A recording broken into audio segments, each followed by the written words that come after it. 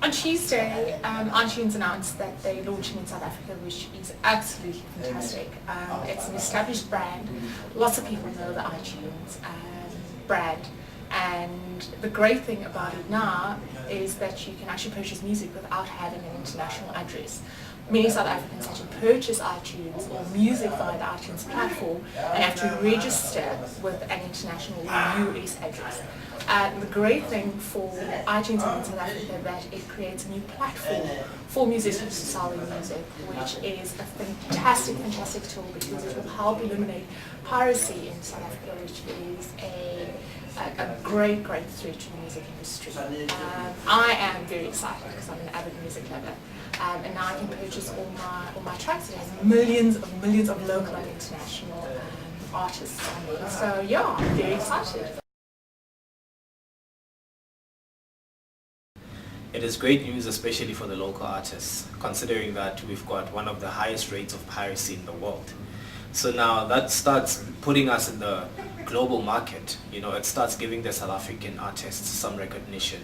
It also gives us a confidence boost more than anything in South Africa.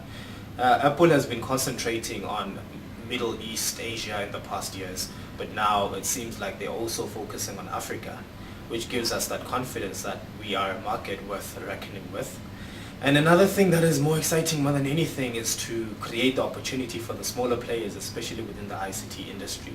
It starts meaning that there's people who need to provide certain services, especially bandwidth or actual hardware that they need to install. It starts becoming a need more than anything. So now the small service providers will get afforded the opportunity to start doing such things, and this is great news. So big up to iTunes, and thank you very much, Apple.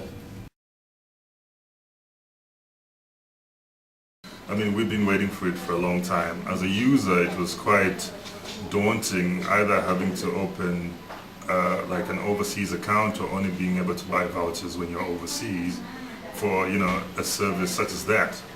The Nokia music store has been open for a number of years, but hasn't really gained that much momentum. But if you look at Apple, I mean, worldwide, even in South Africa, it's sort of like a religion of sorts. You know, you got your Apple users lining up when a new iPhone is launched, and you know, iPods and iPads are just running off the shelves. So it was a great announcement. It's good to have the store locally. And I've noticed that artists are already excited. Twitter is already abuzz with artists saying, hey, it's great to have them on board. My album is now available on Twitter.